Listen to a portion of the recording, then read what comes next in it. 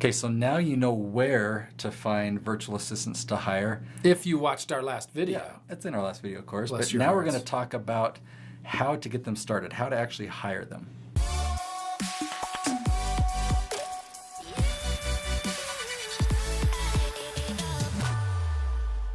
All right, in a previous video, we talked about where to find people to hire as a virtual assistant. Now we're going to talk about how you actually hire them. I've got some tips because I've been outsourcing for over 8 years. Beautiful. And it works really well when you follow these steps we're going to talk about right now. Let's do this. Okay, what are they? Okay, so using the tool that we talked about in the previous video, the virtual assistant tool, you want to narrow that list down to 30 or 40 people.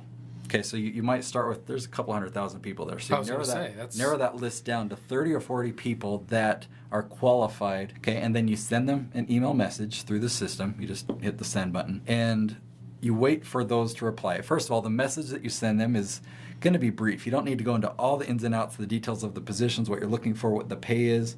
You just basically give them an idea. Hey, this is me.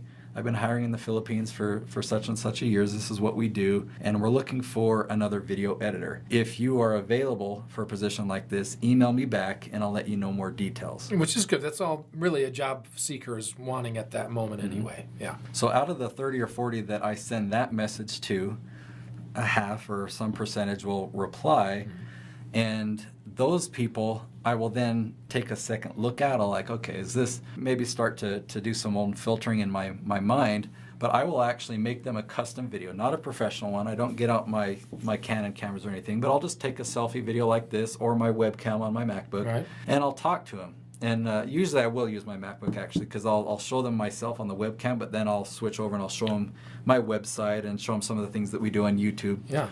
And the reason that I do that is they're not a person that's coming into my office and shaking my hand and seeing where I work and seeing my studio and my equipment. They don't know me. And so just as much as I want to find an employee that I can hire that I trust them, they want to find a boss that they can trust. Of course, yeah. And so being in video, letting them see me, showing them around my YouTube channel, showing them what we do, showing them the different, all the views that we've had on our videos, it gives them a sense of legitimacy of this position and whatnot. Right. So I'll make them a video. I'll probably talk to them for 5 or 8 minutes or something like that and explain in general terms what the position is that they would fill and what I'm looking for. That's kind of, instead of writing out a lengthy job description, I need this, you need to be a problem solver. Yeah, it's so much easier to just verbalize it. Yeah. It really is. And too often also when you have to write out the job descriptions and all of those requirements, it's so verbose. And we always try to be so, well, this is how we're supposed to write these lists, and this is what they should sound like. And most job seekers they don't understand what exactly I will be doing for you at work that day. And so for someone to be able to say, here's the situation, I make these videos, you're basically going to be cutting them together and adding certain things, elements that are already sort of templated out for you. You know what I mean? You get to it a lot quicker that way. I would love if a potential boss sent me something like that. Plus it's personalized because it's coming to me and it's not just some shotgun generic video, right? I mean, you're making this specifically for this guy, right? Right. And then at the end of my video, I tell them how to apply. So now they know a lot more details about what I'm looking for, and they know all the details about my company. I tell them, and this is a challenge because when I outsource to the Philippines and it's a third world country, but I tell them, I want you to make me a selfie video. Whether you have a phone, most of them have phones, or set up a webcam or something. It doesn't have to be professional. Don't worry about the lighting. Don't worry about anything. I just need to be able to hear you and what you say. Yeah.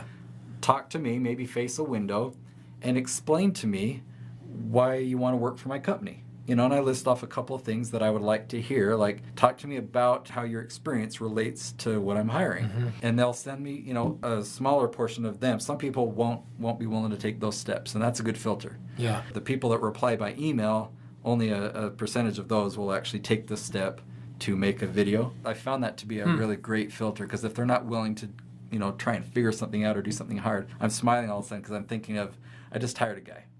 The video he sent me is so good. Like, he made his video, but he mentioned the video, I've actually had to film this a few times to get it right because I kept messing up. But then at the end, he added some of his bloopers, and it just was. I was like, this is classic. Cool. Yeah, well so done. Anyway, I just love that. Yeah. That I could tell that he really wanted to impress me by the effort he took. And obviously, it was great to see him and his personality. You want to connect with somebody. Yeah, you want to know that they have a sense of humor, and aren't so tightly wound. Now, this is kind of a side note, and you might find this is odd, but I've never hired somebody. I've never talked to them on the phone. It seems weird to me. I love making videos and sending it to them and having them send a video to me. There's a new app that I've started using with my team just in the last few weeks. It's called Voxer, which is like a walkie-talkie app. You can look that up. Maybe we'll make a video about it because it is actually pretty cool. And I'm using the free version right now. I just upgraded, $4 a month. Yeah, to think that I've hired somebody and I've been working with my team for 8 years and we've never had a phone call conversation, not even in the hiring process. Kind of interesting. But this is what it's worked for me. Maybe you'll do something different in that regard. But I do recommend giving them that assignment of making an application video. And then maybe if you want to, you could do a Skype call. That's a great idea. Fun recruiting process. And you'd know where you stand with somebody like Nate because it's showing your personality as well. Love it. Okay, so now you know how to hire your first virtual assistant, or at least most of the things that you can do. Yeah, or if you've done it the wrong way in the past and it hasn't worked, try it this way. I thought you were laughing very All right, remember to like, subscribe. We'll see you tomorrow. We've got a lot of good stuff for you.